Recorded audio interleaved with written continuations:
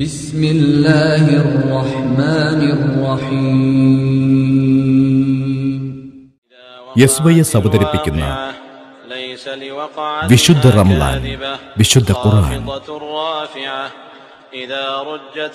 Ramadan campaign. وبست الجبال بسا فكانت هباء منبثا وكنتم أزواجا ثلاثة فأصحاب الميمنة ما أصحاب الميمنة وأصحاب المشأمة ما أصحاب المشأمة والسابقون السابقون أولئك المقربون في جنات النعيم. الحمد لله نحمده ونستعينه ونؤمن به ونتوكل عليه ونعوذ بالله من شرور أنفسنا ومن سيئات أعمالنا من يهده الله فلا مضل له ومن يضلله فلا هادي له ونشهد أن لا إله إلا الله وحده لا شريك له ونشهد أن سيدنا محمدا عبده ورسوله أرسله بالهدى ودين الحق ليظهره على الدين كله ولو كره المشركون. أما بعد فإن خير الكلام كلام الله وخير الهدي هدي سيدنا محمد صلى الله عليه وسلم وشر الأمور محدثاتها وكل محدثة بدعة وكل بدعة ضلالة وكل ضلالة في النار. أعوذ بالله من الشيطان الرجيم. بسم الله الرحمن الرحيم. ولا تصعر خدك للناس ولا تمش في الأرض مرحا إن الله لا يحب كل مختال فخور. واقصد في مشيك واغضض من صوتك إن أنكر الأصوات لصوت الحمير. قال الله عز وجل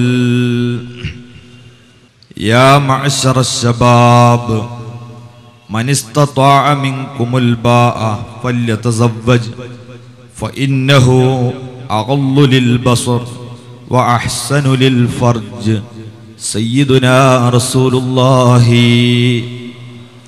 صلى الإله على ابن آمنة الذي جاءت به سمح اليدين كريما لا كان جبارا ولا متكبرا بل كان برا بالعباد رحيما. صلوا عليه وسلموا تسليما. اللهم صل وسلم وبارك على حبيبك سيدنا محمد وعلى آل سيدنا محمد.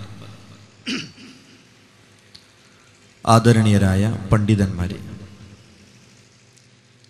പ്രിയങ്കരായ സഹോദരി സഹോദരങ്ങളെ, സുഹൃത്തുക്കളെ, അല്ലാഹു സുബ്ഹാനഹു വ തആല നമ്മുടെ ഈ മഹത്തായ വേദി അവൻ തൃപ്തിപ്പെടുന്ന സദസ്സുകളിൽ ഉൾപ്പെടുത്തി സ്വീകരിക്കുമാറാകട്ടെ.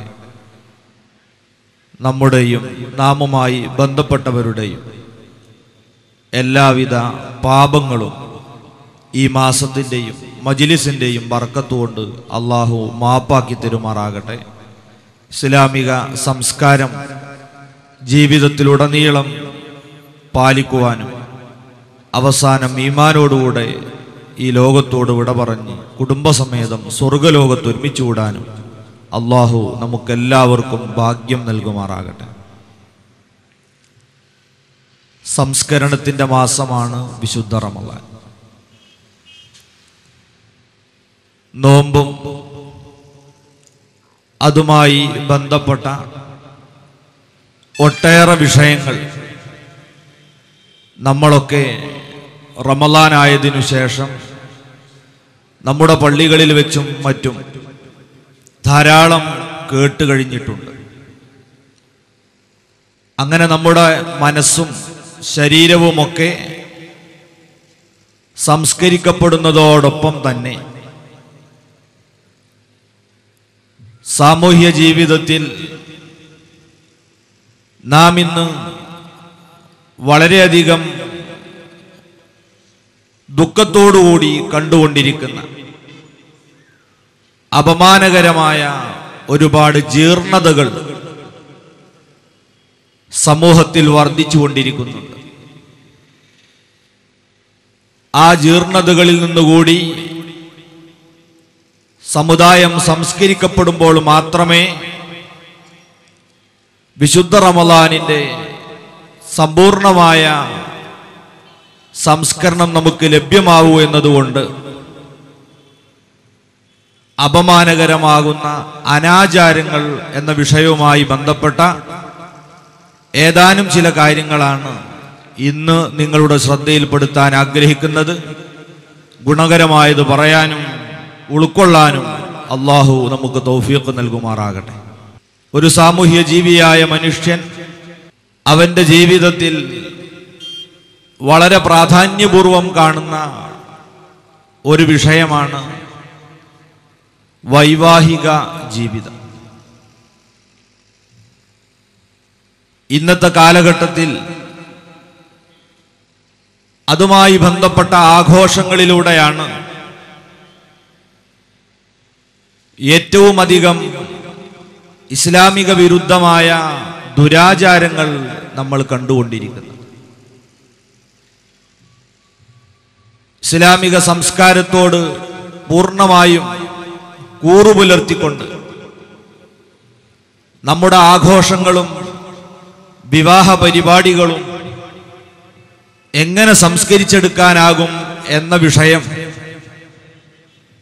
ഏതു പ്രദേശത്തും കാലത്തും പ്രസക്തിയുള്ളതാണ് എന്നത് പറയേണ്ടതില്ല. പരിശുദ്ധമായ ഇസ്ലാം മനുഷ്യനെ നേർമാർഗത്തിന്റെ വഴിയിലേക്ക് നയിക്കുന്നതിന്റെ ഭാഗമായി സമ്പൂർണമായ ഒരു ജീവിത വ്യവസ്ഥയാണ് നമ്മുടെ മുമ്പിലേക്ക് സമർപ്പിച്ചിട്ടുള്ളത്. നമ്മുടെ വൈയക്തികവും കുടുംബപരവും സാമൂഹികവും സാമ്പത്തികവും രാഷ്ട്രീയവുമായ എല്ലാ വിഷയങ്ങളിലും മുഴുവൻ വശങ്ങളും അള്ളാഹുവിന്റെ മതം പ്രതിപാദിക്കുന്നുണ്ട്. അതിന്റെ ഭാഗമായി വൈവാഹിക ജീവിതം, കുടുംബ സംവിധാനം അള്ളാഹു മനുഷ്യർക്ക് നിർണയിച്ചു കൊടുത്തതിൽ ഒരുപാട് ലക്ഷ്യങ്ങളുണ്ട്. ആ ലക്ഷ്യങ്ങളെ മുൻനിർത്തി അത് നേടിയെടുക്കാൻ ആവശ്യമായ ക്രമത്തിലാണ് ഈ ചടങ്ങുകളുടെ നടത്തിപ്പ് ഇസ്ലാം ക്രമീകരിച്ചിട്ടുള്ളത്. വിവാഹ ജീവിതം എന്ന് പറയുന്നത് മനുഷ്യന് ഒരു വലിയ നിയന്ത്രണമാണ്.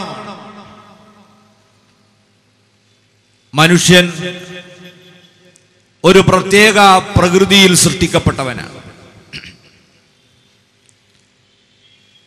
വികാരവും വിവേകവും ഒരേ സമയത്ത് മേളിച്ച സൃഷ്ടിയാണ് മനുഷ്യൻ. മലക്കുകൾ വിവേകം മാത്രമുള്ളവരാണ്. അതുകൊണ്ട് അവരിൽ നിന്ന് ഒരിക്കലും അവിവേകം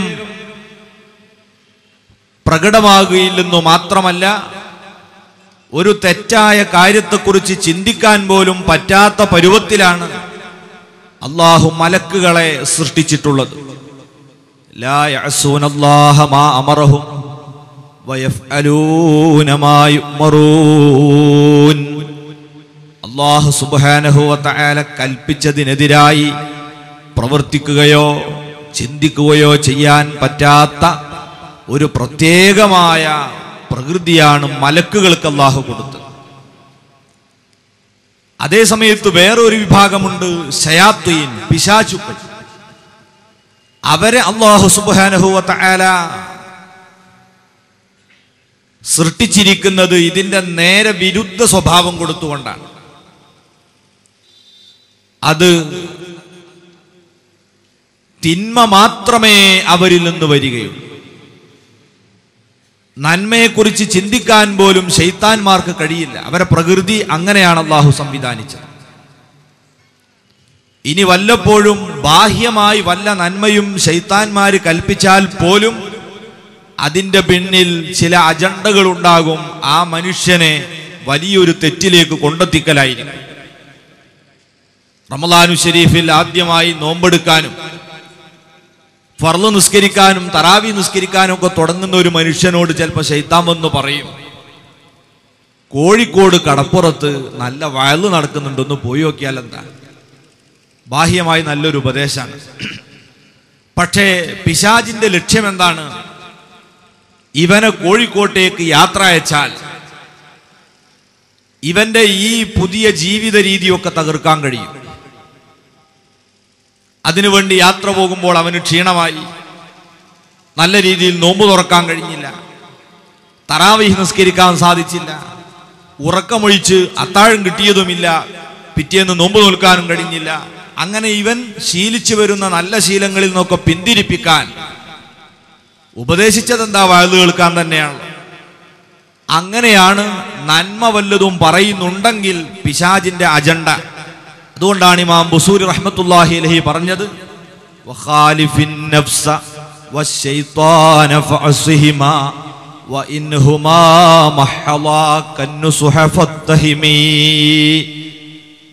ദേഹിച്ചയും പിശാചും നന്മ കൊണ്ട് ഉപദേശിച്ചാൽ പോലും നീ കരുതിയിരിക്കണം. ഹിഡൻ അജണ്ടകളുണ്ടാകും. മനുഷ്യനെ പഴപ്പിക്കലാണ് അവന്റെ ലക്ഷ്യം.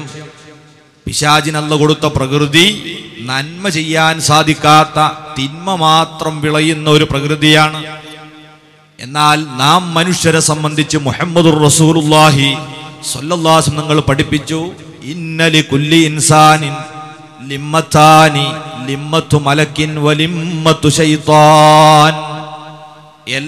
ഓരോ മനുഷ്യർക്കും രണ്ട് സമ്മർദ്ദ ശക്തികളുണ്ട്, രണ്ട് ഉൾവിളികളുണ്ട്, രണ്ട് പ്രേരകങ്ങളുണ്ട്. ഒന്ന് ലിമ്മത്തു മലക്കിൻ, മലക്കിന്റെ നന്മ കൊണ്ട് മാത്രമുള്ള മലക്കിന്റെ സമ്മർദ്ദങ്ങളും ഉപദേശങ്ങളുമാണ്. അത് നമ്മുടെ മനോതലങ്ങളിൽ ഇങ്ങനെ തകട്ടി വന്നുകൊണ്ടിരിക്കും.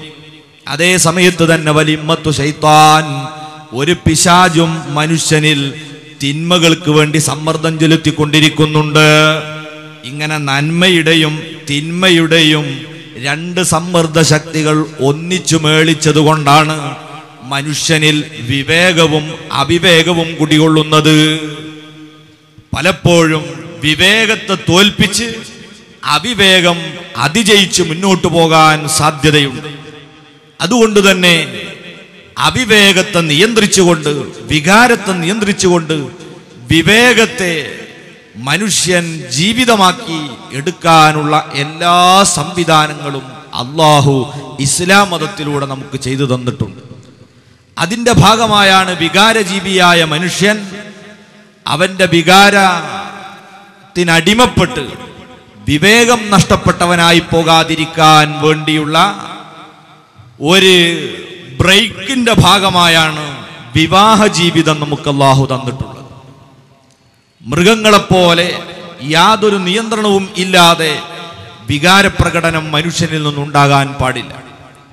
എന്നാൽ അതിനെ പൂർണ്ണമായും അമർച്ച ചെയ്തുകൊണ്ട് മനുഷ്യന്റെ പ്രകൃതിയോട് വെല്ലുവിളിക്കുന്നത്, വികാരത്തെ അത് അർഹമായ രീതിയിലൂടെ ആസ്വദിക്കാതെ പൂർണ്ണമായും അതിനെ കെട്ടിപ്പൂട്ടിയിട്ടാൽ അതൊരു വിസ്ഫോടനമായി മാറുകയും പ്രകൃതി വിരുദ്ധമായ ഒരു സമീപനമാവുകയും ചെയ്യുന്നത് കൊണ്ട് നന്മയുടെ മാർഗത്തിലൂടെ അതിനെ വിനിയോഗിക്കാനുള്ള അവസരവും തരുന്നു.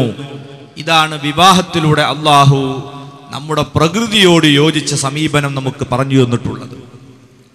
ഇവിടെ നാം ചിന്തിക്കുക, ഈ കുടുംബജീവിതത്തിന് വേണ്ടി പ്രവേശിക്കുമ്പോൾ അതൊരുപാട് ദുരാചാരങ്ങൾക്ക് വേദിയായി മാറുന്നതിന് മുമ്പ് ഇതുകൊണ്ട് എന്താണ് അള്ളാഹു ലക്ഷ്യം വെച്ചത് എന്ന് നമ്മൾ മനസ്സിലാക്കണം.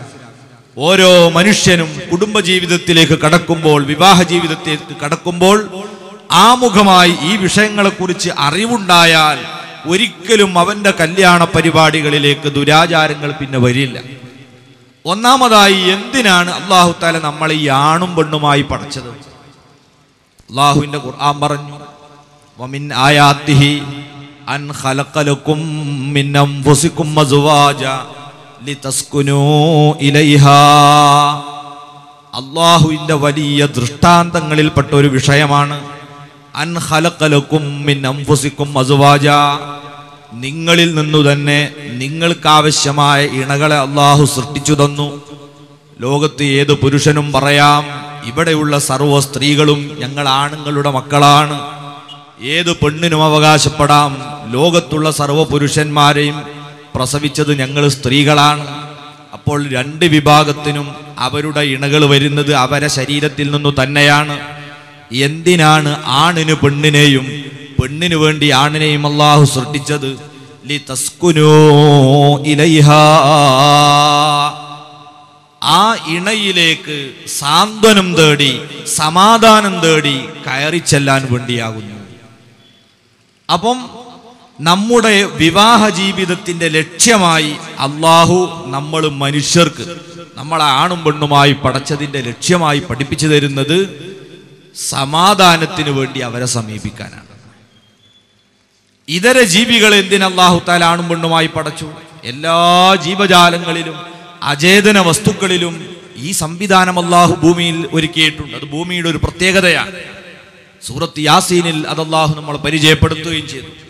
സുബ്ഹാനല്ലദീ ഖലഖൽ അസ്വാജ കുല്ലഹാ മിമ്മാ തുംബിതുൽ അർളു വമിൻ അൻഫുസിഹിം വമിമ്മാ ലാ യഅലമൂൻ. എല്ലാ ഇണകളെയും സംവിധാനിച്ച അല്ലാഹു എത്ര സ്തുതിച്ചാലും മതിവരാത്തവനാണ്.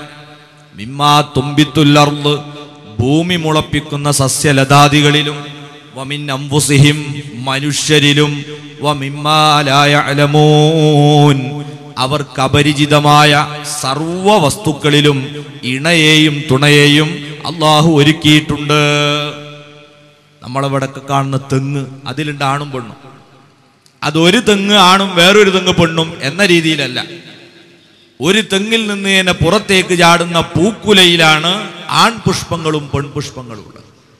ആൺപൂവിന്റെ പൊടി തേനീച്ച പോലുള്ള പ്രാണികൾ മധ്യവർത്തികളായി പ്രവർത്തിക്കുമ്പോൾ പെൺപൂവിലെത്തുകയും അത് തേങ്ങയായി മാറുകയും ചെയ്യും. വെണ്ടയും തക്കാളിയും പച്ചമുളകും ഒക്കെ ഇങ്ങനെ ഉണ്ടാകുന്നതാണ്. ഇണയും തുണയുമില്ലാത്തൊരു സൃഷ്ടി ഭൂമിയിലില്ല.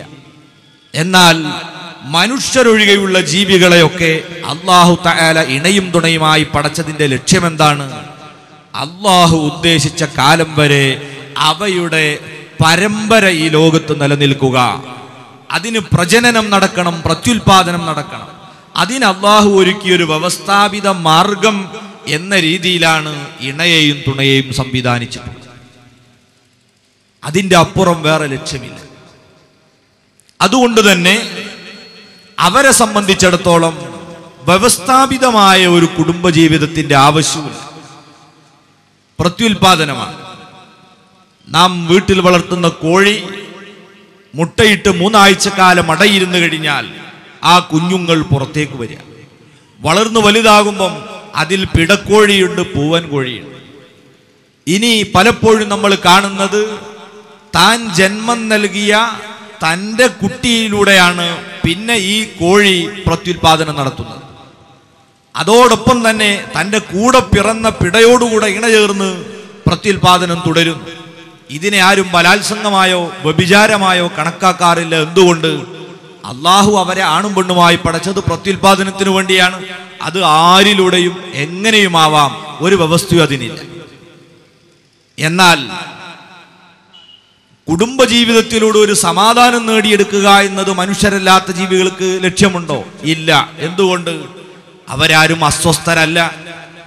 ജീവിതത്തിൽ സ്വാസ്ഥ്യം നഷ്ടപ്പെടുമ്പോഴാണ് സമാധാനത്തിന്റെ തുരുത്തു തേടേണ്ടി വരുന്നത്. മനുഷ്യേതര ജീവജാലങ്ങൾ സർവതന്ത്ര സ്വതന്ത്രരാണ്. അവരെ ജീവിതത്തിൽ എവിടെയും നിയമക്കുരുക്കുകളില്ല.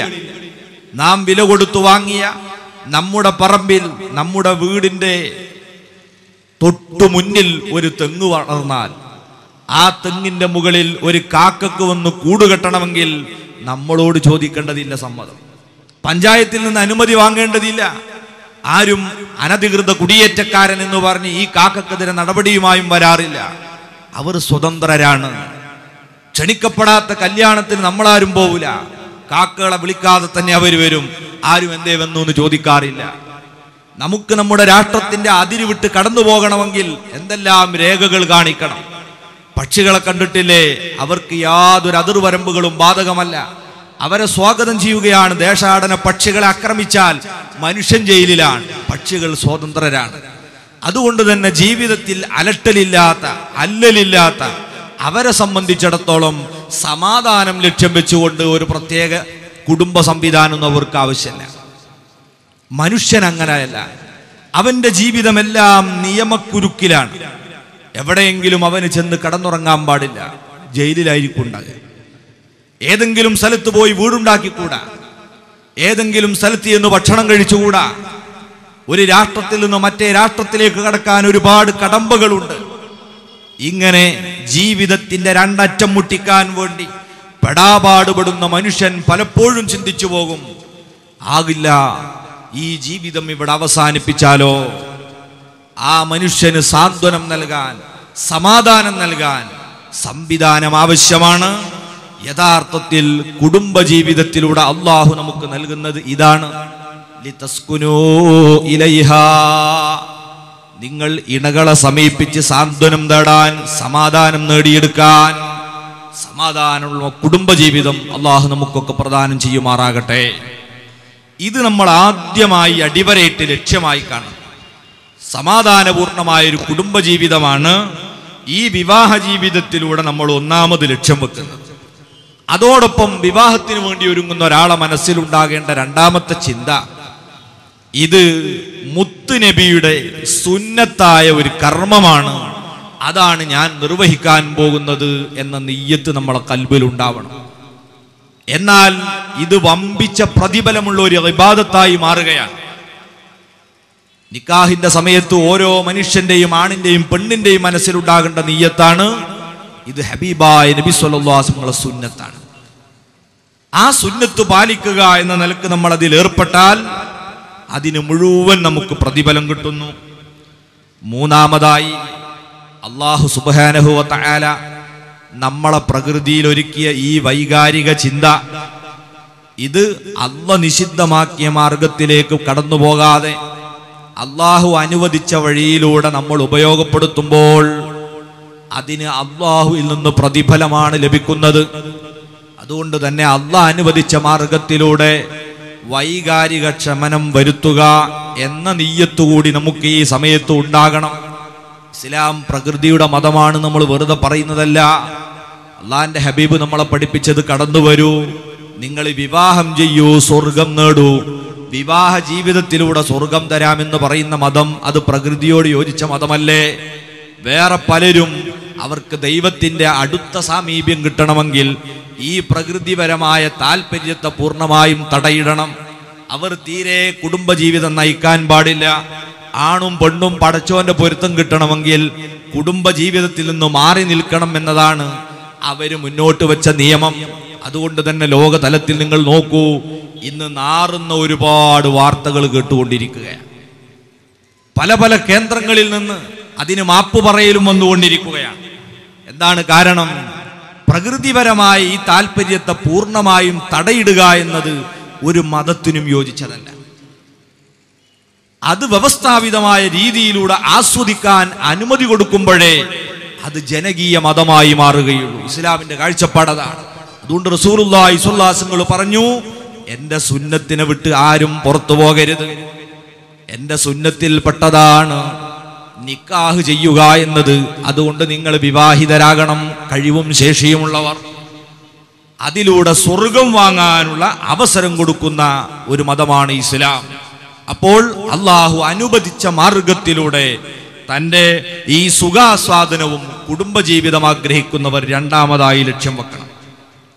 മൂന്നാമതായി തൻ്റെ ദീൻ അത് കാത്തു സൂക്ഷിക്കുകയാണ് ഇതിൻ്റെ പ്രധാനപ്പെട്ട ഒരു ലക്ഷ്യം. നമ്മുടെ ജീവിതം അള്ളാഹു നിയന്ത്രിക്കുന്ന രീതിയിൽ തന്നെ കൊണ്ടുപോകണം. അതിന് അള്ളാഹു നമ്മുടെ മുമ്പിലേക്ക് വെച്ച പെരുമാറ്റച്ചട്ടങ്ങളുണ്ട്. ഇന്ന സമഅ വൽ ബസറ വൽ ഫുആദ കുല്ലു ഉലൈക കാന അൻഹു മസ്ഊല.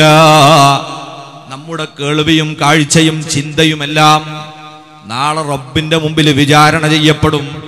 അള്ളാഹു നോക്കരുത് എന്ന് പറഞ്ഞ് നമുക്ക് നോക്കാൻ പാടില്ല, കേൾക്കരുതെന്ന് പറഞ്ഞത് കേൾക്കാൻ പാടില്ല, ചിന്തിക്കരുത് എന്ന് പറഞ്ഞത് ചിന്തിക്കാൻ പാടില്ല. ഈ രീതിയിൽ അള്ളാഹുവിന്റെ നിയമങ്ങൾ അനുസരിച്ച് ജീവിക്കണമെങ്കിൽ നമ്മുടെ ഈ വികാരങ്ങളെ നമുക്ക് അള്ളാഹു പറഞ്ഞ രീതിയിൽ അടക്കി വെക്കാൻ സാധിക്കണം. അതിനുള്ള വ്യവസ്ഥാപിതമായ മാർഗമാണ് വിവാഹം. വിവാഹത്തിലേക്ക് കടക്കുന്നതോടുകൂടി നബി സല്ലല്ലാഹു അലൈഹി വസല്ലം പറഞ്ഞു, മൻ തസവ്വജ ബിംറഅത്തിൻ ഫഖദ് അഹ്റസ സുലുസൈ ദീനിഹി. ആരെങ്കിലും വിവാഹിതനായാൽ അതോടെ തന്റെ മതത്തിന്റെ 2/3 സുരക്ഷിതമായി. എങ്ങനെ സുരക്ഷിതമാവുക? പിന്നെ ഇവൻ വേണ്ടാത്തടത്തേക്ക് നോക്കേണ്ടി വരില്ല. വേറെ ആരുടെങ്കിലും മക്കളോ ഭാര്യമാരോ നടന്നു പോകുമ്പോൾ അങ്ങോട്ട് കണ്ണുപായിക്കേണ്ട ആവശ്യമല്ല. അതിനെന്തു വേണം? പലപ്പോഴും ഇണകൾ ഉള്ളവർ പോലും ഇത് നിയന്ത്രിക്കാനാകാതെ വരാറുണ്ട്. അതിനൊക്കെ പല കാരണങ്ങളും പണ്ഡിതന്മാർ പറയലുണ്ട്. അതിലേറ്റവും പ്രധാനപ്പെട്ട ഒന്ന്, ഓരോ ഇണ ചേരുന്ന ഘട്ടത്തിലും അള്ളാഹുവിന്റെ റസൂല് നമ്മളെ പഠിപ്പിച്ച ഒരു ദിക്റുണ്ട്. ബിസ്മില്ലാഹി അല്ലാഹുമ്മ ജന്നിബിന ശൈത്താന വജന്നിബി ശൈത്താന മാ റസഖ്തനാ. ഈ ദിക്ർ ചൊല്ലുന്നത് സന്താനമുണ്ടാകാൻ സാധ്യതയുള്ള ബന്ധങ്ങളിൽ മാത്രമല്ല, ഓരോ ബന്ധങ്ങളിലും ഈ ദിക്ർ നമ്മൾ ചൊല്ലുന്നതിലൂടെ ഇവിടെ നമ്മുടെ എല്ലാ ചിന്തയും നിയന്ത്രിക്കപ്പെടുകയാണ്. നമ്മുടെ വികാര ശമനത്തിന് വേറെ ഒരാളിലേക്ക് നോക്കേണ്ട ആവശ്യം വരാത്ത വിധം എല്ലാം നമ്മുടെ ഇണയിൽ തന്നെ ഒതുങ്ങണമെങ്കിൽ ഏത് ബന്ധങ്ങളിലും ഈ ദിക്ർ അനിവാര്യമാണ്. ഇത് പലപ്പോഴും അവഗണിക്കപ്പെടുന്നതാണ്. സ്വന്തം ഭർത്താവിന്റെ അപ്പുറത്തേക്ക്, സ്വന്തം ഭാര്യയുടെ അപ്പുറത്തേക്ക് നമ്മുടെ കണ്ണും ചിന്തയും പായുന്നത്. അതില്ലാത്ത രീതിയിലാണോ നമ്മുടെ ബന്ധം നീങ്ങുന്നതെങ്കിൽ റസൂലുള്ളാഹി സ്വല്ലല്ലാഹു അലൈഹി വസല്ലം പറഞ്ഞതുപോലെ ഫഖദ് അഹ്റസ സുലുസൈ ദീനിഹി, മതത്തിന്റെ 2/3 അവിടെ കാത്തു സൂക്ഷിക്കപ്പെടുകയാണ്. അതോടൊപ്പം നബിതങ്ങൾ പറഞ്ഞു, യാ മഅ്ശറശ് ശബാബ്, ഓ യുവ സമൂഹമേ, മനിസ്തത്വഅ മിൻകുമുൽ ബാഅ, നിങ്ങളിൽ ആർക്കെങ്കിലും വിവാഹത്തിന് ആവശ്യമായ ചെലവുകൾ കിട്ടിയാൽ, അതിനുള്ള സാമ്പത്തിക ശേഷി കൈവരിച്ചാൽ, ഫല്യതസവ്വജ്, അവൻ വിവാഹിതനായി കൊള്ളട്ടെ. കാരണം ഫഇന്നഹു അഗല്ലു ലിൽ ബസർ, അതിന്റെ ഒന്നാമത്തെ നേട്ടം അത് നിങ്ങളെ കണ്ണുകളെ ഹറാമിൽ നിന്ന് അടച്ചു പിടിപ്പിക്കാൻ പ്രേരിപ്പിക്കുന്ന സംഗതിയാണ്. വഅഹ്സനു ലിൽ ഫർജ്, നിങ്ങളെ ലൈംഗിക അവയവങ്ങൾക്ക് അത് വലിയ സുരക്ഷയാണ്. ഈ രീതിയിൽ ദീന് കാത്തു സൂക്ഷിക്കുക എന്നത് ഈ കുടുംബ ജീവിതത്തിലേക്ക് പ്രവേശിക്കുമ്പോൾ നമ്മുടെ നിയ്യത്തായി മാറണം. 4-മതായി, നാം ഇവിടെ ജീവിച്ചതിന് എന്തെങ്കിലും ഒരു രേഖ വേണം. അത് ഒന്ന് ദീനിയായ പ്രവർത്തനം, അത് വലിയ തെളിവാണ്. അതിലൂടെ നമുക്ക് കിട്ടുന്ന അനുയായികളും നമ്മുടെ സ്നേഹജനങ്ങളും അത് വലിയൊരു സമ്പാദ്യമാണ്. മതരംഗത്ത് അതിന്റെ അഭിവൃദ്ധിക്ക് വേണ്ടി പ്രവർത്തിക്കുന്ന ഓരോരുത്തരും അവര് ജീവിച്ചു എന്നതിന്റെ തെളിവുകൾ ഇവിടെ സൃഷ്ടിച്ചുകൊണ്ടാണ്. ചിലർ പള്ളിയായും സ്ഥാപനങ്ങളായും അതുപോലെ തന്നെ പല വിധത്തിലുള്ള സംരംഭങ്ങളായും അനുയായികളെയുമായി അവര് ജീവിച്ചതിന് തെളിവുമായി അവർ കടന്നു പോകാറ്. അതുപോലെ ഉള്ള ഒരു തെളിവാണ് നാം ജീവിച്ചത് എന്നതിന് നമ്മുടെ സന്താനങ്ങൾ. മനുഷ്യവർഗത്തിന്റെ നിലനിൽപ്പിന് വേണ്ടി തൻ്റെതായ സംഭാവന അത് ചെയ്യുക, അതാണ് മക്കൾ. അത് നമ്മുടെ കുടുംബജീവിതത്തിന്റെ ലക്ഷ്യമായി കാണണം. അള്ളാഹു നമുക്ക് സ്വാലിഹീങ്ങളായ മക്കളെ നൽകുമാറാകട്ടെ. ഈ 4 വരുന്ന ലക്ഷ്യങ്ങളെ മുന്നിൽ വെച്ചുകൊണ്ടാണ് ഈ പവിത്രമായ ഇടപാടിന് വേണ്ടി നമ്മൾ തയ്യാറെടുക്കേണ്ടത്. അങ്ങനെ തയ്യാറെടുക്കുമ്പോൾ ഒരു കാര്യം നമ്മൾ സൂക്ഷിക്കുക. നേരത്തെ പറഞ്ഞ നമ്മുടെ ദീനിന്റെ കാവൽ, വല്ലാത്തൊരു മാറ്റം വിവാഹ ജീവിതത്തോടുകൂടി ഒരു മനുഷ്യനിൽ വരിക, വലിയ മാറ്റം വരും. ഒന്ന്, ഉത്തരവാദിത്വ ബോധമുണ്ടായി. അവിവാഹിതനായ ഒരാളെ സംബന്ധിച്ചിടത്തോളം അവൻ വൈകുന്നേരം അങ്ങോട്ട് അങ്ങാടിയിൽ പോയാൽ പിന്നെ പ്രത്യേക ലക്ഷ്യമൊന്നുമില്ല, എപ്പം വരൽക്ക് വന്നാലും ഒരു പ്രശ്നമൊന്നുമില്ല, വാതിലുമ്മ തുറന്നു വരും. കുടുംബജീവിതം ആരംഭിക്കുന്നതോടെ അങ്ങനെയല്ല. എന്നെ കാത്തു നിൽക്കുന്ന, ഉറങ്ങാതെ എനിക്ക് വേണ്ടി കാത്തു നിൽക്കുന്ന ഒരാളവിടെയുണ്ട്. ഇതുപോലെ ഞാൻ നാളത്തേക്ക് ആവശ്യമായ ഭക്ഷ്യവസ്തുക്കളും മറ്റുമൊക്കെ കൊണ്ടുചെല്ലുന്നത് പ്രതീക്ഷിച്ച് നിൽക്കുന്നവരവിടെയുണ്ട്. ഇങ്ങനെയുള്ള ചിന്ത ഇവനെ ഉത്തരവാദിത്വ ബോധമുള്ളവനാക്കുന്നു. ജീവിതത്തിൽ അടിമുടിയൊരു മാറ്റം വരുന്നു. അതേ സമയത്ത് ഈ രീതിയിലുള്ള മാറ്റത്തോടൊപ്പം തന്നെ തൻ്റെ ദീനിന് ഉപകാരപ്പെടുന്ന വിധത്തിൽ നല്ല ജീവിതം നയിക്കാൻ കഴിയുന്നു. അള്ളാഹു നിരോധിച്ച വ്യഭിചാരത്തിന്റെ എല്ലാ മാർഗങ്ങളിൽ നിന്നും അവന് മാറി നിൽക്കാൻ സാധിക്കുന്നു. അള്ളാഹു നമ്മളെ ഓർമ്മപ്പെടുത്തിയത് വലാ തഖറബുസ്സിനാ ഇന്നഹു കാന ഫാഹിശതൻ വസാഅ സബീലാ. നിങ്ങൾ വ്യഭിചാരത്തോട് അടുക്കുക പോലും ചെയ്യരുത്. വ്യഭിചരിക്കരുത് എന്ന് പറയാതെ വ്യഭിചാരത്തോട് അടുക്കുക പോലും ചെയ്യരുത് എന്ന് പറഞ്ഞത് എന്തിനാണ്? വ്യഭിചാരത്തിലേക്ക് കൂട്ടുന്ന ഒരുപാട് വിഷയങ്ങളുണ്ട്. അതിലേറ്റവും ആദ്യത്തേതാണ് അന്യ സ്ത്രീ പുരുഷന്മാരുടെ പരസ്പര ആഗ്രഹത്തോടെയുള്ള ദർശനം. ആ നോട്ടം അത് പിശാചിന്റെ വിഷത്താൽ ഊട്ടപ്പെട്ട അമ്പാണെന്ന് നബി സല്ലല്ലാഹു അലൈഹി വസല്ലം പറഞ്ഞിട്ടുണ്ട്. അങ്ങനെയുള്ള നോട്ടം, അതിലൂടെ പിന്നീട് ഉണ്ടായിക്കൊണ്ടിരിക്കുന്ന ബാക്കി വിഷയങ്ങളൊക്കെ അതൊക്കെ വ്യഭിചാരത്തിന്റെ ഇനത്തിൽപ്പെട്ടതാണ്. സുല്ലാസങ്ങൾ വളരെ വ്യക്തമായി പറഞ്ഞിട്ടുണ്ട്, കണ്ണുകൊണ്ട് നോക്കുന്നത് അത് കണ്ണിന്റെ വ്യഭിചാരമാണ്, കൈകൊണ്ട് സ്പർശിക്കുന്നത് അത് കൈയിന്റെ വ്യഭിചാരമാണ്, പിന്നീട് അവന്റെ ശരീരം അത് സാധിപ്പിക്കുന്നത് വ്യഭിചാരത്തിന്റെ പൂർത്തീകരണം മാത്രമാണ്. ഈ വിഷയങ്ങളിൽ നിന്നെല്ലാം നമുക്ക് മാറി നിൽക്കാൻ കഴിയണം. അത് നീചമായ ഒരു നികൃഷ്ടമായ പ്രവൃത്തിയായി അല്ലാഹു പരിചയപ്പെടുത്തുന്നു. ദുന്യാവിൽ തന്നെ നിങ്ങൾ നോക്കൂ, ചിലപ്പോൾ സ്വകാര്യമായിട്ടായിരിക്കും നടക്കുക. എത്ര സ്വകാര്യമായാലും പിന്നീട് പരസ്യമാകുന്ന ഒരു സംഗതിയാണ്. മനുഷ്യൻ വഷളാവാതിരിക്കുകയില്ല. ചിലപ്പോൾ അതിൻ്റെതായ ആസാറുകൾ പുറത്ത് കാണുമ്പോഴാണ് പിന്നെ ഓൾക്ക് നിർബന്ധമായി പറയേണ്ടി വരും. അങ്ങനെ പറഞ്ഞ് ആളെ പിടിക്കും. ഇന്നത്തെ കാലത്തോ DNA ടെസ്റ്റ് എന്ന് പറഞ്ഞൊരു പരിപാടിയിലൂടെ എത്ര വിദഗ്ധമായി ചെയ്തവനെയും പിടികൂടാനുള്ള സംവിധാനമുണ്ട്. അതുകൊണ്ട് തന്നെ ഫാഹിഷ വളരെ കഷ്ടതരമായ വഷളത്തരമായ ഒരു പ്രവൃത്തിയാണ്. ഈ ലോകത്തും പരലോകത്തും നമ്മൾ വഷളാകുന്ന പ്രവൃത്തിയാണ്. മാത്രമല്ല, ഇനി നിങ്ങൾ ആലോചിച്ചു നോക്കൂ, ദുന്യാവിൽ തന്നെ ഈ നീചകൃത്യത്തിൽ ഏർപ്പെടുന്നതിലൂടെ അള്ളാഹു അമ്പിച്ച പരീക്ഷണങ്ങൾ നൽകുമെന്ന് നബി സല്ലല്ലാഹു അലൈഹി വസല്ലം പഠിപ്പിച്ചിട്ടുണ്ട്. അതാണ് ഇന്ന് നമ്മൾ കണ്ടെത്തിയ എയ്ഡ്സ്. 1981 അമേരിക്കയിലാണ് ആദ്യമായി എയ്ഡ്സ് വൈറസ് കണ്ടെത്തിയിട്ടുള്ളത്. അങ്ങനെ കണ്ടെത്തിയതിന് ശേഷം മാത്രം 2.5 കോടി ജനങ്ങൾ ഈ 3 പതിറ്റാണ്ടിന്റെ ഉള്ളിൽ എയ്ഡ്സ് എന്ന മഹാമാരി പിടിപെട്ട് വളരെ നികൃഷ്ടരായി മരണപ്പെട്ടു പോയിട്ടുണ്ട്. എയ്ഡ്സ് രോഗം പിടിച്ചവനോട് സമൂഹത്തിന്റെ സമീപനം നിങ്ങൾക്കറിയാലോ. കേരളത്തിലുള്ള 2 പെൺകുട്ടികളെ വാർത്തകളൊക്കെ എടുത്ത് വായിച്ചിട്ടുണ്ട്. അവരെ സ്കൂളിലേക്ക് അയക്കാൻ നാട്ടുകാർ അനുവദിച്ചില്ല. അവർ സ്കൂളിൽ വരികയാണെങ്കിൽ ഞങ്ങളെ കുട്ടികളെ പറഞ്ഞേക്കൂല. ആ കുരുന്നുകൾ എന്ത് തെറ്റാ ചെയ്തത് നോക്കൂ നിങ്ങൾ. വ്യഭിചാരം എന്ന ദുഷ്കൃത്യത്തിലൂടെ അള്ളാഹു നൽകിയ എയ്ഡ്സ് എന്ന മഹാമാരിയുടെ സാമൂഹിക ദുരന്തം എത്രയാണ്. ആ രോഗമുള്ളവനെ സമൂഹം അകറ്റി നിർത്തുകയാണ്. അവസാനം എല്ലാവരിൽ നിന്നും ഒറ്റപ്പെട്ട് വളരെ നിന്ദ്യനായി മരിച്ചു പോകേണ്ട ഗതികേട്. അല്ലാഹു നമ്മളെ കാത്തുരക്ഷിക്കുമാറാകട്ടെ. എത്ര അർത്ഥവത്താണ്. ഇന്നഹു കാന ഫാഹിശതൻ വസാഅ സബീലാ. എത്ര നീചമായ പ്രവൃത്തിയാണത്.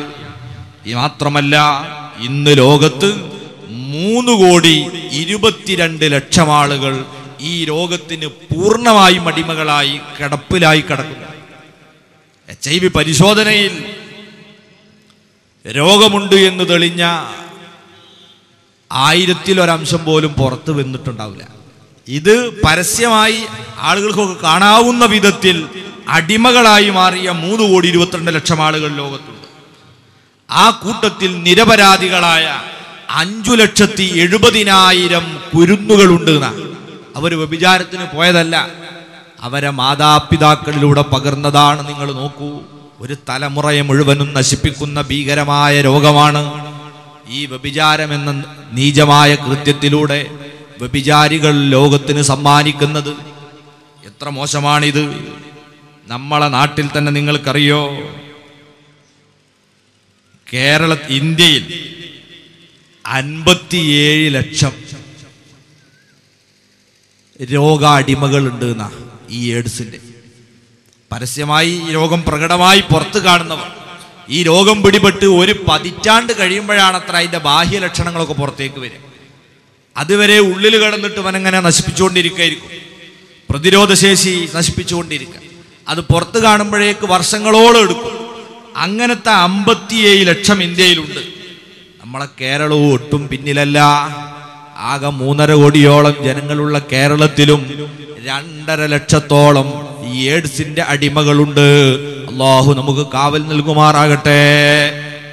ഈ മാരകമായ രോഗം തന്ന് ദുന്യാവിൽ അള്ളാഹു നമ്മളെ പരീക്ഷിക്കുന്നതിന്റെ പുറമെ നാളെ പാരത്രിക ലോകത്ത് ചെല്ലുമ്പോൾ അള്ളാഹുവിന്റെ റസൂൽ ഇസ്രാ മിഅ്റാജിന്റെ രാത്രിയിൽ കണ്ട പല കാഴ്ചകളിൽ ഒന്ന് അവിടുന്ന് പറഞ്ഞു, ഞാനതാ ജിബ്രീൽ അലൈഹിസ്സലാമിന്റെ കൂടെ നടന്നു പോകുമ്പോൾ വലിയ ഒരു പാത്രം, വല്ലാതെ വലിപ്പമുണ്ടതിന്.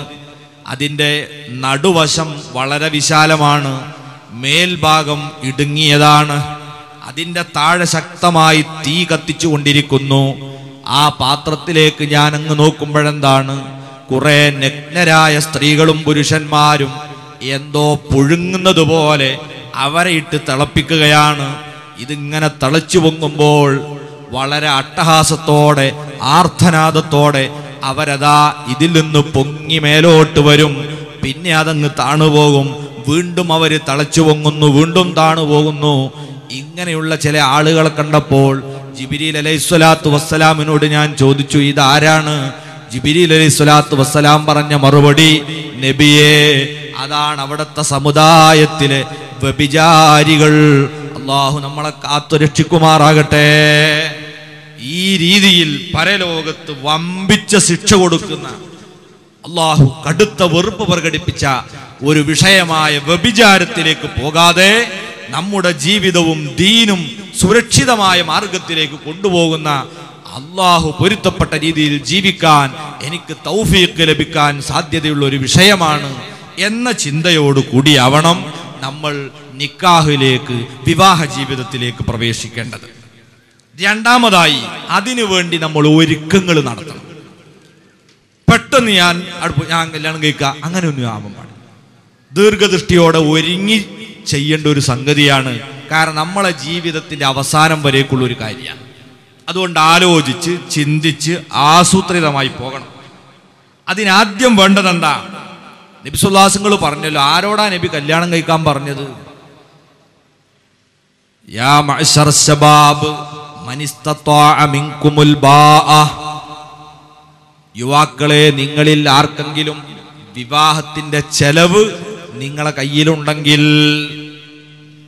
അപ്പൊ കല്യാണം കഴിക്കാൻ പോകുന്നവൻ ആദ്യം എന്ത് വേണം? അതിനാവശ്യമായ അത്യാവശ്യ സമ്പത്ത് ഉണ്ടാക്കണം. ഭാര്യക്ക് മഹർ കൊടുക്കാനുള്ള തുക അവൻ്റെ അടുത്ത് വേണം. വസ്ത്രം വാങ്ങിക്കൊടുക്കാനുള്ളത് വേണം. അന്ന് താമസിപ്പിക്കാൻ വാടകക്കാണെങ്കിലെങ്കിലും സൗകര്യം അവൻ്റെ അടുത്ത് ഉണ്ടായിരിക്കണം. ഇങ്ങനെയുള്ള അത്യാവശ്യ ചെലവിനുള്ളത് ഉള്ളവനാണ് വിവാഹത്തിലേക്ക് കടക്കട്ടെ എന്ന് നബി സല്ലല്ലാഹു അലൈഹി വസല്ലം പറഞ്ഞത്. അത് വാപ്പ കൊടുത്തിട്ടാണെങ്കിലും മതിയെങ്കിലും, പക്ഷേ നമ്മൾ എന്ത് ചെയ്യണം? അതൊക്കെ സ്വന്തം വകയിലാക്കണം. ഏറ്റവും ചുരുങ്ങിയത് മഹർ കൊടുക്കുന്നതെങ്കിലും സ്വന്തം കാശ് കൊണ്ടാവണം. അത് ഭാര്യ വീട്ടുകാരോട് വാങ്ങി അത് തന്നെ അങ്ങോട്ട് കൊടുക്കുക എന്ന് പറഞ്ഞാൽ അതൊന്നും മാന്യതയുള്ള ഒരു പരിപാടിയല്ല. നമ്മൾ തിരിച്ചറിഞ്ഞാൽ മതി. അതെന്ത് ചെയ്യണം? സ്വന്തമായിട്ട് അതിന് കാശുണ്ടാക്കണം. അതിനെന്താ വേണ്ടത്? വിവാഹപ്രായത്തുമ്പോഴേക്ക് എല്ലാ മുഅ്മിനീങ്ങളും തൊഴിലാളിയായി മാറണം, പണിയെടുക്കണം. ജോലിക്ക് പോകാതെ മടിയന്മാരായി ഒരിക്കലും നമ്മൾ കഴിയാൻ പാടില്ല. വിവാഹ ജീവിതം ആഗ്രഹിക്കുന്നവൻ അതിനാവശ്യമായ സമ്പത്ത് കണ്ടെത്തേണ്ടത് അതിന്റെ മുമ്പ് തന്നെ കൃത്യമായി പണിക്ക് പോകലാണ്.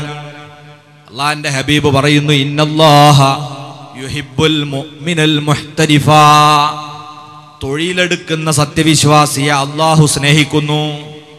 പണിക്ക് പോകണം, ജോലിക്ക് പോകാതെ വെറുതെ നടക്കരുത് ചെറുപ്പക്കാരെ. ഒരു പണിയുമില്ലാത്തവനാണ് മനുഷ്യ സമൂഹത്തിന് ഭാരമായി മാറുന്നത്. അവരാണ് അങ്ങാടിയിൽ കുഴപ്പമുണ്ടാക്കുന്നത്. അവരാണ് രാഷ്ട്രീയ സംഘടനകൾ അവരെ പണിയായി സ്വീകരിക്കുന്നത്. വർഗീയ കലാപങ്ങൾക്ക് തുടക്കം കുറിക്കുന്നത് പണിയില്ലാത്തവനാണ്. കൃത്യമായി ജോലിക്ക് പോകുന്ന മനുഷ്യന് അക്രമം കളിക്കാൻ സമയം കിട്ടൂല, ഫസാദ് ഉണ്ടാക്കാൻ സമയം കിട്ടൂല. അള്ളാഹ് ഇഷ്ടപ്പെടുന്നത് ജോലിക്ക് പോകുന്ന മുഅ്മിനെയാണ്. നോക്കൂ, നിങ്ങൾ ഹബീബായ നബി കരീം സ്വല്ലല്ലാഹു അലൈഹി വസല്ലം തങ്ങൾ നമ്മളെ പ്രേരിപ്പിച്ചുകൊണ്ട് പറയുകയാണ്, മാ അക്കല അഹദുൻ ത്വആമൻ ഖത്തു, ഒരാളും തന്നെ ഉത്തമമായ ഒരാഹാരവും കഴിച്ചിട്ടില്ല സ്വന്തം കൈകൊണ്ട് അധ്വാനിച്ച് ഭക്ഷണം കഴിക്കുന്നതിനേക്കാൾ ഉന്നതമായ ഒരാഹാരവും ഒരാളും കഴിച്ചിട്ടില്ല. കൂലിത്തല്ലിന് പോയിട്ടല്ല നമ്മളെ ജീവിതം നയിക്കേണ്ടത്. സിന്ദാബാദ് വിളിച്ചിട്ട് പാർട്ടിക്കാരോട് പണം വാങ്ങിയിട്ടല്ല ജീവിതം നയിക്കേണ്ടത്. ഭീഷണിപ്പെടുത്തിയും കട്ടും കവർന്നുമല്ല ജീവിതം നയിക്കേണ്ടത്. നമുക്കല്ലാഹു ജീവിതോപാധിയായി പല കഴിവുകൾ തന്നിട്ടുണ്ട്. ആ കഴിവുകൾ ഉപയോഗിച്ച് അർഹിക്കുന്ന വിധത്തിലുള്ള ജോലി ചെയ്തുകൊണ്ട് സമ്പാദിക്കണം. എന്നിട്ട് അള്ളാന്റെ റസൂല് പറയുന്നു, ഫഇന്ന നബിയല്ലാഹി ദാവൂദ് അലൈഹിസ്സലാത്തു വസ്സലാം, അല്ലാഹുവിന്റെ പ്രവാചകനായ ദാവൂദ് നബി അലൈഹിസ്സലാത്തു വസ്സലാം കാന യഅകുലു മിൻ അമലി യദൈഹി, സ്വന്തം കൈ കൊണ്ട് അധ്വാനിച്ച് ഭക്ഷണം കഴിക്കുന്ന മഹാനായിരുന്നു. എന്താ ദാവൂദ് നബി അലൈഹിസ്സലാത്തു വസ്സലാമിനെ കുറിച്ച് അങ്ങനെ പറയാൻ കാരണം? ദാവൂദ് നബി അലൈഹിസ്സലാമിന്റെ മകൻ ആരാണ്? ലോക ചക്രവർത്തിയും പ്രവാചകനുമായ സയ്യിദുനാ സുലൈമാൻ അലൈഹിസ്സലാത്തു വസ്സലാം. മകൻ ലോകം മുഴുവനും അടക്കി ഭരിക്കുമ്പം വാപ്പ രാവിലെ പണിക്ക് പോകുക എന്ന് പറഞ്ഞാൽ ചിന്തിക്കാൻ കഴിയും നമുക്ക്? നമ്മളേതെങ്കിലും ഒരു മക്കൾ ഒരു പഞ്ചായത്തിന്റെ മെമ്പർ ആയാൽ പോരെ, ഞാനോ എൻ്റെ മോനാ അവിടുത്തെ മെമ്പർ എന്ന് പറഞ്ഞിട്ട് നമ്മളിങ്ങനെ കാൽമേൽ കാലും കയറ്റിച്ചിരിക്കൂലേ, പിന്നെ പണിക്ക് പോകും. ഇത് ലോകത്തിന്റെ ചക്രവർത്തിയായി മകൻ രാജ്യം ഭരിക്കുമ്പം വാപ്പ ജോലിക്ക് പോകുന്നു. അതും വാപ്പ എടുക്കുന്ന ജോലി എന്താ നിങ്ങൾക്കറിയോ? മഹാനവറുകൾ കൊല്ലപ്പണിക്കാരനായിരുന്നു. സുബ്ഹാനല്ലാഹ്, ഇരുമ്പ് ഉപയോഗിച്ചുകൊണ്ട് പടയങ്കി നിർമ്മിക്കുന്നു, മറ്റു ഉപകരണങ്ങൾ ഉണ്ടാക്കുന്നു. പ്രിയപ്പെട്ട ചെറുപ്പക്കാരെ, സമൂഹത്തിന് ഉപകാരപ്പെടുന്ന ജോലികളൊന്നും നമ്മൾ തിരസ്കരിക്കേണ്ടതില്ല. ആകെ ഒരു പെയിന്റ് അടിക്കലും ഒരു വണ്ടി ഓട്ടലും മാത്രമല്ല മുസ്ലിമീങ്ങൾക്ക് പറ്റിയ തൊഴില്. ഗൾഫിലൊക്കെ ചെന്നാൽ കാണേണ്ട നമ്മളെ കഷ്ടപ്പാട്. വിദ്യാഭ്യാസമുള്ള ആളുകൾക്ക് നല്ല നല്ല ഒരുപാട് ജോലി അവിടെ ഉണ്ട്. ഇവിടെ എന്താ ഒരു പണിയും പഠിക്കൂല. ചെറുപ്പക്കാരിങ്ങനെ നടക്കുക. എന്താടാ? ഒന്നുമില്ല, ഞാൻ എന്താ എൻ്റെ പണി? ഒന്നുമില്ല, ഞാൻ പോവാണ്. ഈ പോയല്ലേ അവിടെ നിൽക്ക്. അല്ല, ഗൾഫ് പോവാണ്. ഒക്കെ ക്ലിയറാ, ഒക്കെ റെഡിയാ. 2 പേപ്പർ കൂടി ശരിയായ മതി. ഒന്ന് പാസ്പോർട്ട്, ഒന്ന് വിസയാണ്. ബാക്കിയൊക്കെ റെഡിയാണോ? പോകാൻ നിൽക്കുക. എന്നിട്ട് അവിടെ പോയിട്ട് എന്താ എന്തെങ്കിലും പണി അറിയോ? ഇല്ല. ഞാൻ ഒരിക്കൽ ഖത്തറിൽ ചെന്നപ്പോൾ ഒരാൾ പറഞ്ഞു, നിങ്ങൾ പിന്നെ എൻ്റെ ആശുപത്രിയിലൊന്ന് വരാം, നമുക്ക് കുറേ ആൾക്കാരെ കാണാനുണ്ട് അവിടെ, നമ്മളെ നാട്ടുകാരെന്ന് പറഞ്ഞു. ആയിക്കോട്ടെ, ഞാൻ വരാമെന്ന് പറഞ്ഞു. അങ്ങനെ ഇടയ്ക്ക് അയാൾ വിളിച്ചിട്ട് പറഞ്ഞു, എനിക്ക് കുറച്ചും കൂടെ പേപ്പറൊക്കെ നീക്കാനുണ്ട്, അത് കഴിയുമ്പോഴേക്ക് വന്നാൽ മതി. അപ്പം ഞാൻ വിചാരിച്ചെന്താ ഇയാൾ കുറേ ഫയലുകളൊക്കെ ഓഫീസൊക്കെ കൈകാര്യം ചെയ്യുന്ന ഒരാളാണെന്നാണ്. പക്ഷെ ഞാൻ ചെന്നപ്പോൾ ഇയാൾ പേപ്പർ നീക്കി കഴിഞ്ഞിട്ടില്ല.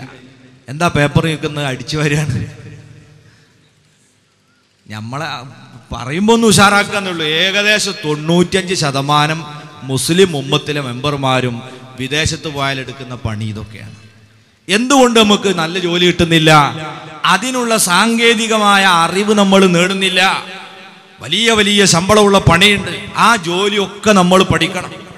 നജസുമായി ബന്ധപ്പെട്ട ജോലിക്ക് ഇസ്ലാം ചെറിയൊരു ഇത് പറഞ്ഞിട്ടുണ്ട്. അതല്ലാത്ത ജനങ്ങൾക്ക് ഉപകാരമുള്ള എല്ലാ പണിയും അത് പഠിക്കുക, ജോലിക്ക് പോവുക. അങ്ങനെ ജോലി ചെയ്ത് സമ്പാദിക്കുന്ന ഒരു ശീലം ഉണ്ടാക്കണം. അതിനെ വളരെ പ്രോത്സാഹിപ്പിച്ചിട്ടുണ്ട് പരിശുദ്ധ ഇസ്ലാം. സമ്പാദ്യത്തെ നന്നായി പ്രോത്സാഹിപ്പിച്ച മതാണ്. സുല്ലാസങ്ങൾ പറഞ്ഞു, ലാ ഹസദ ഇല്ലാ ഫിസ്നൈൻ, 2 കാര്യത്തിലല്ലാതെ നിങ്ങൾ അസൂയ വെക്കരുത്. അസൂയക്ക് 2 അർത്ഥമുണ്ട്. ഒന്ന് ഗിബ്തത്ത്, ഒന്ന് ഒറിജിനൽ അസൂയ. ഒറിജിനൽ അസൂയ എന്ന് പറഞ്ഞാൽ ഏതാ? ഒരാൾക്ക് അല്ലാഹു കൊടുത്ത ഒരു നിഅമത്ത് അത് നീങ്ങിക്കാണാനുള്ള ആഗ്രഹം. നമുക്ക് കിട്ടിയില്ലേലും വേണ്ടില്ല, അത് നഷ്ടപ്പെട്ട് കിട്ടട്ടെ. അത് കടുത്ത ഹറാമാണ്, നമ്മളെ അമലുകളെ നശിപ്പിച്ച് കളയും. രണ്ടാമത്തത് ഏതാ? അതുപോലെ എനിക്കുണ്ടായ തിരക്കടില്ല എന്ന്, അത് പോകണമെന്നില്ല, അതുപോലെ എനിക്കുണ്ടായ തിരക്കടില്ല. അങ്ങനെ ആഗ്രഹിക്കാൻ പറ്റിയ സംഗതി തന്നെ 2 എണ്ണമാണ് നബിതങ്ങൾ പറഞ്ഞു. എല്ലാ കാര്യങ്ങളും ഒന്നുമില്ല. ഒന്നേതാ? റജുലുൻ ആതാഹുല്ലാഹു മാലൻ ഫസല്ലതഹു ഫീ ഹൽഖതിഹി അലൽ ഹഖ്. അള്ളാഹു ഒരു മനുഷ്യന് ധാരാളം സമ്പത്ത് കൊടുത്തു. ആ സമ്പത്ത് അള്ളാഹുവിൻ്റെ ഇഷ്ടത്തിലായി ചെലവ് ചെയ്യാനുള്ള തൗഫീഖും കൊടുത്തു. പൈസ ഉണ്ടായതുകൊണ്ട് കാര്യമില്ല, പണക്കാരനാണ്, പക്ഷേ ഒരു ചില്ലിക്കാശ് മറ്റുള്ളവന് കൊടുക്കൂല, അത് ഹൈറല്ല, അത് വമ്പിച്ച നാശമാണ്. അള്ളാഹു വാരിക്കോരി കൊടുത്തു, അവനും വാരിക്കോരി കൊടുക്കുന്നു. ഇങ്ങനെയുള്ള ഒരാളെ കണ്ടാൽ ഞാനും എൻ്റെ മക്കളുമൊക്കെ അങ്ങനെ ആയിരുന്നെങ്കിൽ എത്ര നന്നായിരുന്നു, അത് ആഗ്രഹിക്കാവുന്നതാണ്. രണ്ടാമത്തത് റജുലുൻ ആതാഹുല്ലാഹു ഇൽമാ, മറ്റൊരു മനുഷ്യൻ അള്ളാഹു അയാൾക്ക് നല്ല അറിവ് കൊടുത്തു. ഫയഅമലു ബിഹി, ഒന്നാമതായി അയാൾ ആ അറിവനുസരിച്ച് തന്നെ പ്രവർത്തിക്കുന്നു, പഠിച്ചതനുസരിച്ച് സ്വയം പ്രവർത്തിക്കുന്നു. മറ്റാരെങ്കിലും പറയുന്നതിനനുസരിച്ച് അങ്ങോട്ടും ഇങ്ങോട്ടും നിന്നു കൊടുക്കുക, ചെല്ലുന്നിടത്തുള്ള നാട്ടുകാർ പറയുന്നതിനനുസരിച്ച് അങ്ങോട്ട് നീങ്ങിക്കൊടുക്കുക. ആ ശൈലിയിലല്ലാതെ ഹക്കായി പഠിച്ച കാര്യങ്ങൾ ജീവിതത്തിലേക്ക് പകർത്തുകയും വയുഅല്ലിമുഹുന്നാസ്, അത് തന്നെ ജനങ്ങളെ പഠിപ്പിച്ചു കൊടുക്കുകയും ചെയ്യുന്ന ഒരാളെ കണ്ടാൽ ഞാനും അങ്ങനെ ആയിരുന്നെങ്കിൽ നന്നായിരുന്നു എന്ന് ആഗ്രഹിക്കാവുന്നതാണ്. അതുകൊണ്ട് സമ്പാദ്യത്തെ വളരെ പ്രോത്സാഹിപ്പിച്ച ഇസ്ലാം ധാരാളം തൊഴിൽ പഠിക്കാനും ജോലി ചെയ്യാനും സമ്പാദിക്കാനും നമ്മളെ പ്രേരിപ്പിക്കുന്നു. അങ്ങനെ കുടുംബജീവിതത്തിലേക്ക് കടക്കുന്ന ഒരുത്തൻ മഹറിനെങ്കിലും ഉള്ളത് സ്വന്തമായി ആദ്യം ഉണ്ടാക്കുക, അത് കൊടുത്തിട്ട് അവളെ സ്വീകരിക്കുക. ആ ഒരു കാഴ്ചപ്പാടിലേക്കെങ്കിലും നമ്മൾ വരണം. ഒന്നതാണ്. രണ്ടാമതായി ഒരുക്കങ്ങളുടെ ഭാഗമായി ഇണയെ തെരഞ്ഞെടുക്കുക. അതിലൊക്കെ ഇസ്ലാം പഠിപ്പിച്ച ആചാരങ്ങൾ അനുസരിച്ച് തന്നെ നീങ്ങണം. ഇണകളെ തെരഞ്ഞെടുക്കുമ്പോൾ ഒന്നാമതായി നമ്മൾ പരിഗണിക്കേണ്ടത്, ഇസ്ലാമിൽ കുഫു വെക്കുക എന്ന് പറഞ്ഞൊരു പരിപാടിയുണ്ട്. ഇന്നിപ്പോൾ നമ്മൾ തിരഞ്ഞാൽ അങ്ങനത്തെ സാധനം വളരെ കുറവായിരിക്കും. എന്നാൽ ഒരു കാര്യം നമുക്ക് പരമാവധി ശ്രദ്ധിക്കാം. അതേതാ? ദീനിന് പ്രാധാന്യം കൊടുക്കുക, സൽസ്വഭാവത്തിന് പ്രാധാന്യം കൊടുക്കുക, ധാർമ്മിക ബോധത്തിന് പരിഗണന കൊടുക്കുക. അങ്ങനെ കൊടുത്തുകൊണ്ടുള്ള ഒരു അന്വേഷണവും തെരഞ്ഞെടുപ്പുമായിരിക്കണം നമ്മളെ ഭാഗത്തുനിന്ന് ഉണ്ടാകേണ്ടത്. കേവല ഭൗതികമായ സൗന്ദര്യമോ അതല്ല സാമ്പത്തികമായ പിന്തുണയോ ഇത് കണ്ടുകൊണ്ട് നമ്മൾ ഒരു കാരണവശാലും വിവാഹ ജീവിതത്തിലേക്ക് കടന്നു പോകരുത്. അള്ളാഹിന്റെ റസൂൽ സ്വല്ലല്ലാഹു അലൈഹി വസല്ലം പഠിപ്പിക്കുന്നു, ഇയ്യാകും വഖളറാഅദ്മിൻ, നിങ്ങൾ വളരെ സൂക്ഷിക്കണം പടുമുളകളെ. നിങ്ങളെ കാസർകോട്ടുകാർക്ക് ഇപ്പോൾ തിരിയോ നിങ്ങൾക്ക് അറിയില്ല.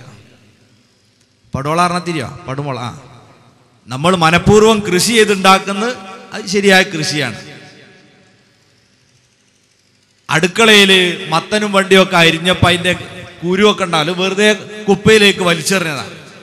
അത് ചിലപ്പോൾ യാദൃശികമായി മുളച്ചുണ്ടാവും. അങ്ങനത്തെ വസ്തുക്കളെ വിവാഹ കമ്പോളത്തിൽ നിങ്ങൾ സൂക്ഷിക്കണം. വിവാഹ കമ്പോളത്തിൽ എന്താ? പടുമുള. അത് റസൂലുള്ളാഹി വിശദീകരിക്കുന്നു, അൽ മർഅത്തുൽ ഹസനാ മിമ്മം ബിത്തിസൂ, മോശപ്പെട്ട കുടുംബാന്തരീക്ഷത്തിൽ പിറന്ന സൗന്ദര്യമുള്ള പെൺകുട്ടി, അതാ പടുമുളാണ്. കുടുംബം, മാതാപിതാക്കൾക്ക് മതബോധമല്ല, പക്ഷെ ഇവളാണെങ്കിലോ വല്ലാത്ത സൗന്ദര്യം. അങ്ങനെ ഉണ്ടാവും. ചിലപ്പോ പടുമുളയായിട്ടുണ്ടായ മത്തന്മെന്ന് കായ പറിച്ചാൽ തീരൂല, പിന്നെയും പിന്നെയും വലിയ വലുപ്പത്തിലാ വരിക. കൃഷി ചെയ്തു നോക്കിയതോ അയിമലൊന്നും ഉണ്ടായില്ല എന്നും വരും. അപ്പോ ഈ സൗന്ദര്യം മാത്രം കണ്ട് നിങ്ങൾ ഒരിക്കലും കല്യാണത്തിന് പോകരുത്. മറ്റൊരു ഹദീസിൽ അവിടുന്ന് വിശദീകരിച്ചു, ലാ തസവ്വജുൻ നിസാ ലിഹുസ്നിഹിന്ന, ചെറുപ്പക്കാരെ സ്ത്രീകളുടെ സൗന്ദര്യം മാത്രം അന്വേഷിച്ച് അതുപോലെ പുരുഷന്റെയും സൗന്ദര്യം മാത്രം പരിഗണിച്ച് നിങ്ങൾ അവരെ വിവാഹം ചെയ്തു പോകരുത്.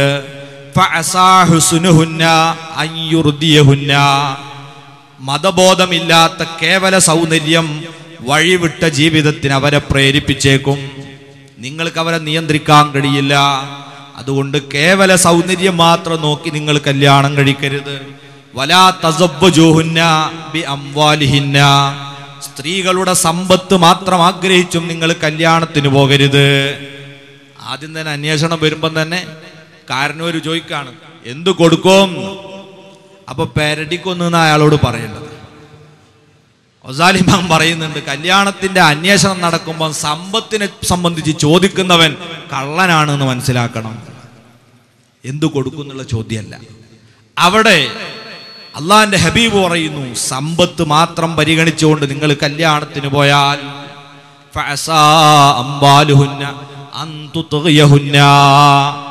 ആ സമ്പത്ത് ക്രമരഹിതമായ കുത്തഴിഞ്ഞ ജീവിതത്തിന് അവരെ പ്രേരിപ്പിക്കും.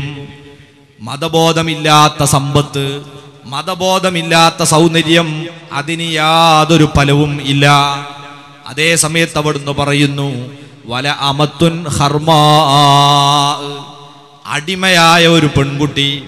അടിമ എന്ന് പറയുമ്പോൾ തന്നെ ഒരു യജമാനന്റെ കീഴിൽ അതൊരു വലിയ വീഴ്ചയാണ്, ഒരു പോരായ്മയാണ്. അതോടൊപ്പം തന്നെ ഹർമാഉ, അവളെ മൂക്ക് മുറിഞ്ഞു പോയിട്ടുമുണ്ട്. സൗദാഉ, അതിൻ്റെ പുറമെ വേറെയും വൈരൂപ്യങ്ങൾ അവൾക്കുണ്ട്.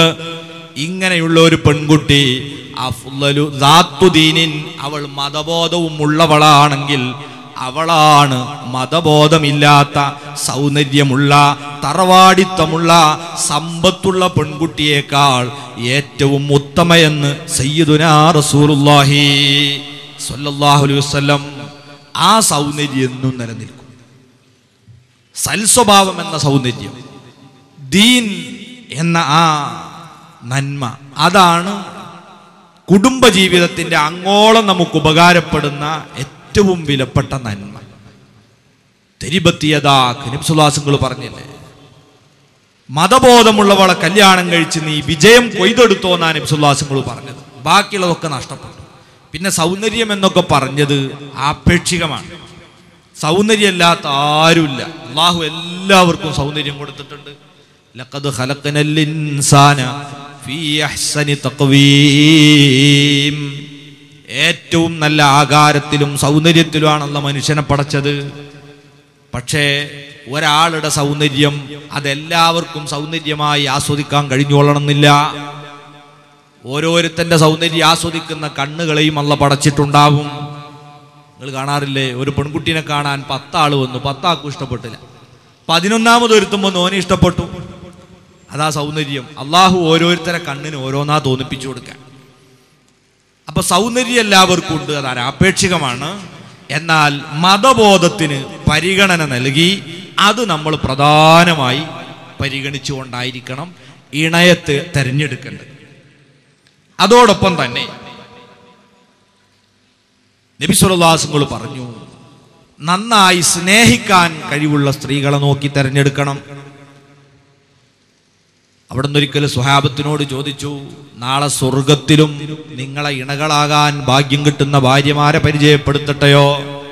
സ്വഹാബത്ത് പറഞ്ഞു, അതെ. അപ്പം നബി തങ്ങൾ പറഞ്ഞത്, ഒന്ന്, ഇദാ നളർത ഇലൈഹ, ഒന്നാമതായി അവിടുന്ന് പറഞ്ഞത് അൽ വദൂദുൽ വലൂദ്. അൽ വദൂദു, സ്നേഹിക്കുന്ന പെൺകുട്ടിയാണ്. അതിപ്പോ എങ്ങനെ ആദ്യം പ്രേമിച്ചു നോക്കുക? അതല്ല, അത് അവരെ കുടുംബത്തെ സംബന്ധിച്ച് പരിചയപ്പെട്ടാൽ മതി. അവര് പരസ്പരമുള്ള ജീവിതം, അവരുടെ കുടുംബത്തിലുള്ള ഇടപഴകൽ, ഇതാണ് നമ്മൾ അന്വേഷിക്കേണ്ടത്. അതങ്ങോട്ടും ഇങ്ങോട്ടും ജ്യേഷ്ഠത്തിയും അഞ്ചത്തിയും തമ്മിലും ഉണ്ടലില്ല, ഉമ്മയും ബാപ്പിയും തമ്മിൽ തെറ്റാണ്, ഇങ്ങനത്തെ ചിത്രം നമുക്ക് അവിടെ അന്വേഷണത്തിൽ തെളിഞ്ഞാൽ അത് സ്നേഹിക്കാൻ കഴിയുന്നവരല്ല. അവർ മൂക്കത്ത് ചുണ്ടിയുള്ളവരായിരിക്കും. അവരെ കൊണ്ടുവന്നാൽ എന്നും തെറ്റലും കൊണ്ടാക്കലും തിരിച്ചെടുക്കലും തന്നെ ആയിരിക്കും ഉണ്ടാകുക. സ്നേഹമുള്ളവരെ നോക്കി തെരഞ്ഞെടുക്കൽ അങ്ങനെയാണ്. രണ്ടാമത്തേത് അൽ വലൂദ്, ധാരാളം പ്രസവിക്കാൻ ശേഷിയുള്ളവരെ നോക്കി തെരഞ്ഞെടുക്കുക. ഒരു 10 എണ്ണം പെറ്റേന് പോയി കിട്ടുക അതുമല്ല. അതും നമ്മൾ എങ്ങനെ തരേണ്ടത്? ഓലെ കുടുംബത്തിന്റെ പാരമ്പര്യം നോക്കിയാൽ മതി. ഉമ്മാക്ക് എത്ര മക്കളുണ്ട്, ജ്യേഷ്ഠത്തിക്ക് എത്ര കുട്ടിയുണ്ട്, ഇത് നോക്കിയാൽ തിരിയും ഇവരെ പ്രസവശേഷി. അത് രണ്ടും പ്രത്യേകമായി പരിഗണിക്കണമെന്നാണ് നബി സല്ലല്ലാഹു അലൈഹി വസല്ലം പറയുന്നത്. ഇന്നത്തെ അള്ളാഹുവിൽ വിശ്വാസമില്ലാത്ത ആളുകളുടെ ചില തത്വങ്ങളാണ്, ആള് കൂടിയാൽ ദാരിദ്ര്യം ഉണ്ടാവും. അങ്ങനെ അനുഭവം ഉണ്ട് നമുക്കൊക്കെ? ഇല്ല. ഇപ്പൊ കേരളത്തിൽ എത്ര ജനങ്ങളുടെ, ഇന്ത്യയിൽ എത്രയായി? 120 കോടി കവിഞ്ഞു. 1970-കൾ 80-കളൊക്കെ ഇന്ത്യ ദാരിദ്ര്യത്തിന്റെ പടുക്കുഴിയിലായി. അന്ന് ഇന്നത്തെ ജനതയുടെ പകുതി പോലും ഇന്ത്യയിലില്ല. പാട് കൂടിയപ്പം ദാരിദ്ര്യം കൂടിയതാ? ഇപ്പൊ കുറഞ്ഞതാണ്. ഏത് ടൗണിലും ആള് തോനെ വന്നാലല്ലേ അവിടെ വ്യവസായങ്ങളും മറ്റുമൊക്കെ സാധാരണ കൂടുതലുണ്ടാകുക.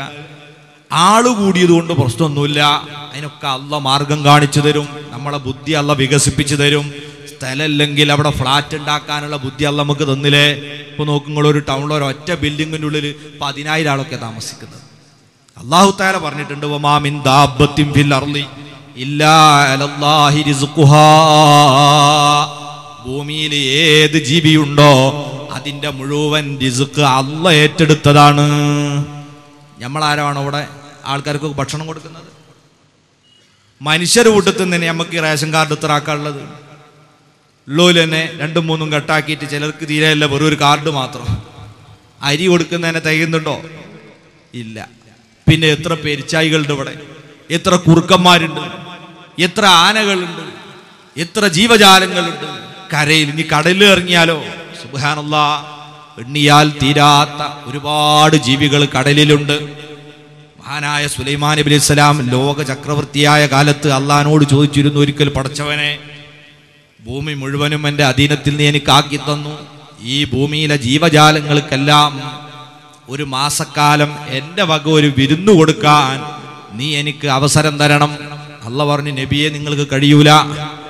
നാലൊരാഴ്ച തന്നൂടെ? സാധ്യല്ല നബിയെ. നാലൊരു ദിവസം തന്നൂടെ? കഴിയുന്നു തോന്നുന്നില്ല. അവസാനം ഒരു ദിവസത്തെ ഒരു നേരത്തെ ഭക്ഷണം കൊടുക്കാൻ അള്ളാഹു അനുമതി കൊടുത്തു. എല്ലാ ജീവികളെയും കണക്കെടുത്തു. ശൈത്താന്മാരും പക്ഷികളും പറവകളും ഒക്കെ കീഴ്പ്പെടുത്തപ്പെട്ട പ്രവാചകനാണ്. ഓരോരുത്തർക്കും ഇഷ്ടപ്പെട്ട രീതിയിലുള്ള വിഭവങ്ങൾ റെഡിയാക്കി കാറ്റിനെ എയർ കണ്ടീഷനാക്കി ഒരു പ്രദേശത്ത് മുഴുവനും ഭക്ഷണം ഒരുമിച്ചു. അങ്ങനെ സദ്യയുടെ ദിവസമായി. സുലൈമാൻ നബി അലൈഹി സ്വലാമിനോട് അല്ലാഹു ചോദിച്ചു, നബിയെ നിങ്ങളിപ്പോൾ എങ്ങനെ ഇത് കൊടുക്കാൻ പോകുന്നു എന്ന് ചോദിച്ചു. ഭക്ഷണം കഴിക്കാൻ വരുമ്പം പലജാതി ജീവികളും ഒന്നിച്ച് വന്നാൽ ക്രമസമാധാന പ്രശ്നം വരും. മനുഷ്യനും പുലികളും ഒക്കെ ഒന്നിച്ച് ഭക്ഷണം കഴിക്കാൻ വന്നാൽ നമ്മളെ കുടലടക്കം പുറത്തിയടിപ്പോവും. പിന്നെ തിന്നാൻ ആളുണ്ടാവില്ല. അപ്പൊ എന്താ ചെയ്യാന്ന് വെച്ചു. അപ്പൊ അള്ളാഹ് തന്നെ പറഞ്ഞു, നിങ്ങൾ കാര്യം ചെയ്തു, കടലിലെ ജീവികൾ ആദ്യം വിളിച്ചോളൂ. അങ്ങനെ തീരുമാനിച്ച് വളണ്ടിയർമാരൊക്കെ റെഡിയായതാ, ഇതിലെ വരിക, കഴിക്കുക, ഇതിലെ പോവാന്നൊക്കെ പറഞ്ഞൊക്കെ ക്ലിയറാണ്.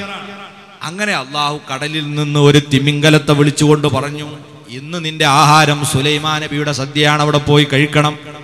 അതാ കടലിൽ നിന്ന് ഭീമാകാരനായ ഒരു തിമിംഗലം കരക്ക് കയറുന്നു. സുബ്ഹാനല്ലാഹ്, വളണ്ടിയർമാർ ജാഗ്രത. അവരത്ഭുതപ്പെട്ടു, എന്താ ഒരു മലയാണോ വരുന്നത്? ആ പ്രദേശത്ത് വന്ന് മുനിസിപ്പാലിറ്റിയുടെ വണ്ടി വന്നതുപോലെ എല്ലാം ഞൊടിയുടെ കൊണ്ട് വലിച്ച് ആ കുടവയറൻ അകത്താക്കി കളഞ്ഞു. നബി അത്ഭുതപ്പെട്ടു പോയി. എന്തു പണിയാ നീ ചെയ്തത്? ഭൂമിയിലുള്ള സർവ്വജീവികൾക്കും തയ്യാറാക്കിയ ഭക്ഷണം നീ ഒറ്റക്ക് തിന്നുകയാണോ? മത്സ്യം തിരിച്ചു ചോദിച്ചു, അല്ല നബിയെ, ഇത് മാന്യതയാണോ? ഒരാളെ സൽക്കാരത്തിന് വിളിച്ച് ഭക്ഷണം വിളമ്പിക്കൊടുത്ത് അത് തിന്നു കഴിഞ്ഞാൽ വീണ്ടും വിളമ്പിക്കൊടുക്കലല്ലേ മര്യാദ? ഇതൊക്കെ തിന്നു എന്ന് ചോദിക്കുന്നത് ശരിയാണോ? സുലൈമാൻ നബി സുജൂദിലായി വീഴുകയാണ്. നിങ്ങൾ നോക്കൂ, ഇതുപോലെ എത്ര കോടിക്കണക്കായ ജീവജാലങ്ങൾ ഈ ഭൂമിയിലുണ്ട്. അവർക്കൊക്കെ ആഹാരം കൊടുക്കുന്ന പടച്ചവനിൽ വിശ്വാസമില്ലാത്തവനാണ്. എനിക്കൊരു 3 കുട്ടിയുണ്ടായാൽ അവൻ ഈ ദുനിയാവിൽ ജീവിക്കാൻ ദാരിദ്ര്യം അനുഭവപ്പെടുന്നു പേടിക്കുന്ന മനുഷ്യൻ. ആകാശം വീണാൽ ഞാൻ എൻ്റെ കാലുകൊണ്ട് താങ്ങി നിർത്തുമെന്ന് പറഞ്ഞ് കാല് മേലോട്ട് വെച്ച് നിൽക്കുന്ന പക്ഷിയെപ്പോലെ ബുദ്ധിഹീനനല്ലേ? നിങ്ങൾ ആലോചിച്ചു നോക്കൂ.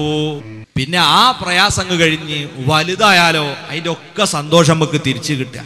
കുടുംബത്തിൽ കൂടുതൽ മെമ്പറുണ്ടാവുമ്പോണ്ടാകുന്ന സുഖം അതൊന്ന് വേറെ തന്നെയാണ്. അല്ലാതിരുന്നാൽ വലിയ പ്രയാസമാണ്. ഇപ്പം എന്താ 2 കുട്ടികളൊക്കെ ഉള്ള 2 പെൺകുട്ടികളായിരിക്കാം, അവർ രണ്ടും വേറെ കൊത്തിക്കൊണ്ടുപോലേ. പിന്നെ പ്രായം ചെല്ലുമ്പം കുട്ടിയത്തൊക്കെ ഉറങ്ങുത്തിരിക്കും പോലെ ഇരിക്കുക, തള്ളയും തന്തി, ആരുമില്ല, നോക്കാനും ആരുമില്ല. പിന്നെ വൃദ്ധസദനത്തിലേക്ക്, നരക ജീവിതമാണ്. അതുകൊണ്ട് നമ്മൾ ചിന്തിക്കുക, നബി സല്ലല്ലാഹു അലൈഹി വസല്ലം പറഞ്ഞ കാര്യം ശ്രദ്ധിക്കുക. സ്നേഹിക്കാൻ ശേഷിയുള്ളവരെ നോക്കി, പ്രസവശേഷിയുള്ളവരെ നോക്കിയാണ് കല്യാണം കഴിക്കേണ്ടത്.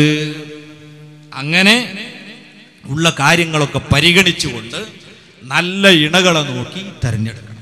അങ്ങനെ ആരെങ്കിലും നമ്മളോട് അന്വേഷിച്ച് വന്നാൽ, ഒരു കുടുംബജീവിതത്തിൻ്റെ ഇതിലല്ലേ, അപ്പം ആ വിഷയത്തിൽ നമ്മളോട് അന്വേഷിച്ച് വന്നാൽ നമ്മൾ ഉള്ളതുപോലെ പറയാം.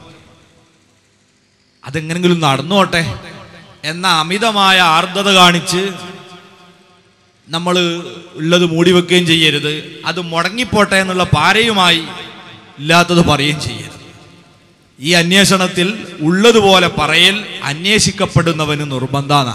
അപ്പം അങ്ങനെ നമ്മൾ പറഞ്ഞു കൊടുത്ത് നല്ല രീതിയിൽ നല്ല ഒരു ഇണക്കവും പൊരുത്തവും ഉള്ളവരായി ജീവിതം നയിച്ചെങ്കിലേ അവർക്ക് സന്തോഷം ഉണ്ടാവുള്ളൂ. ആ ലക്ഷ്യമായിക്കണം നമ്മൾ. ഇവരൊരിക്കലും ഒരുമിച്ച് പോകാത്തവരാന്ന് നമുക്കറിയാം. നാലുങ്ങൾ കെട്ടിക്കോളൂ എന്ന് പറഞ്ഞാൽ അത് അവസാനം വലിയ ബുദ്ധിമുട്ട് അവർക്കുണ്ടാവും. അത് ഒഴിവാക്കാൻ ഉള്ളതുപോലെ പറയാന്നുള്ളത് നമ്മുടെ ബാധ്യതയാണ്.